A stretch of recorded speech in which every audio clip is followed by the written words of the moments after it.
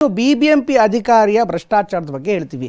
ಲೋಕಾಯುಕ್ತ ದಾಳಿಯಾಗಿದೆ, ಬಗೆದಷ್ಟು ಬಯಲಾಗ್ತಾ ಇದೆ. ಬಿಬಿಎಂಪಿ ಅಧಿಕಾರಿಯ ಭಂಡಾರ ಕೆಲಸಕ್ಕೆ ಸೇರಿ ಕೆಲ ವರ್ಷಗಳಲ್ಲೇ ಈ ಪುಣ್ಯಾತ್ಮ ಕೋಟಿ ಆಸ್ತಿ ಮಾಡಿರುವಂಥದ್ದು ಈಗ ಪತ್ತೆಯಾಗಿದೆ. ತಾಯಿ ಹೆಸರಲ್ಲಿ ಕೋಟಿ ಮೌಲ್ಯದ ಜಮೀನು ಖರೀದಿ ಮಾಡಿದ್ದಾನೆ. 50 ಎಕರೆ ಆಸ್ತಿ ಖರೀದಿ ಮಾಡಿರುವಂಥ ಬಸವರಾಜ ಮಾಗಿ ಎಂಬಾತನ ಈಗ ಲೋಕಾಯುಕ್ತ ದಾಳಿಯಾಗಿದೆ ಅವ್ರ ನಿವಾಸದ ಮೇಲೆ. ಈ ಸಂದರ್ಭದಲ್ಲಿ ಅನೇಕ ಮಾಹಿತಿಗಳು ಲಭ್ಯವಾಗ್ತಾ ಇದೆ. ಕಲಬುರಗಿಯಲ್ಲಿ 5 ಮನೆ, ಬೆಂಗಳೂರಿನಲ್ಲಿ 5 ಮನೆ, ಅವ್ರ ತಾಯಿ ಹೆಸರಲ್ಲಿ 50 ಎಕರೆ ಬಾಳಾ ಗ್ರಾಮದ ಬಾಳೆ ತೋಟ ಸೇರಿ ವಿವಿಧೆಡೆ ಜಮೀನು ಮಾಡಲಾಗಿದೆ. ಕಲಬುರಗಿಯಲ್ಲಿ ಕೋಟಿ ಬೆಲೆ ಬಾಳೋ 4 ಅಂತಸ್ತಿನ ಮನೆ ಮಾಡಲಾಗಿದೆ.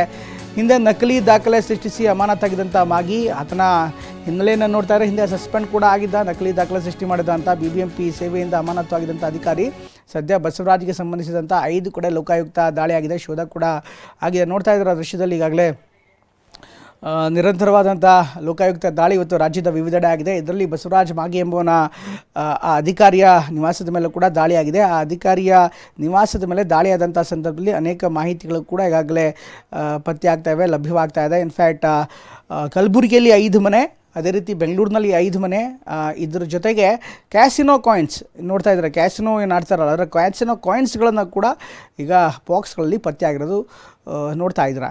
ಇದ್ರ ಜೊತೆಗೆ ಅವ್ರ ತಾಯಿ ಹೆಸರು ಸುಮಾರು 50 ಎಕರೆ ಜಮೀನನ್ನು ಆತ ಮಾಡಿಟ್ಟಿದ್ದ ಅನ್ನುವಂಥ ಮಾಹಿತಿ ಕೂಡ ಲಭ್ಯವಾಗ್ತಾ ಇದೆ. ಅಕ್ರಮನೋ ಸಕ್ರಮನೋ ಯಾವ ರೀತಿ ಅನ್ನೋದನ್ನು ಲೋಕಾಯುಕ್ತರು ತನಿಖೆಯಿಂದ ಪತ್ತೆ ಮಾಡಬೇಕಾಗಿದೆ ಅಥವಾ ಪ್ರೂವ್ ಮಾಡಬೇಕಾಗಿದೆ. ಅಫ್ಕೋರ್ಸ್ ಇದೊಂದು ಆರೋಪ. ಈ ಆರೋಪಕ್ಕೆ ಸಂಬಂಧಪಟ್ಟಂತೆ ಲೋಕಾಯುಕ್ತ ತನಿಖೆ ಆಗ್ತಾ ಇದೆ. ಲೋಕಾಯುಕ್ತ ದಾಳಿಯಾದಂಥ ಸಂದರ್ಭದಲ್ಲಿ ಈ ಎಲ್ಲ ವಿವರಗಳು ನಮಗೆ ಸಿಗ್ತಾ ಇದೆ. ಹೀಗಾಗಿ ಈ 50 ಎಕರೆ ಅವ್ರ ತಾಯಿ ಹೆಸರಲ್ಲಿ ಹೇಗೆ ಬಂತು, ಯಾರು ಕೊಟ್ರ, ಅವರೇ ಸಂಪಾದನೆ ಮಾಡಿದ್ದ ಅಥವಾ ಇತ್ತೀಚೆಗೆ ಖರೀದಿ ಮಾಡಿದ್ದ ಅಥವಾ ನೋಡಬೇಕಾಗಿ ಇವತ್ತು ಬಿಬಿಎಂಪಿಯ ಕಂದಾಯ ಅಧಿಕಾರಿ ಬಸವರಾಜ್.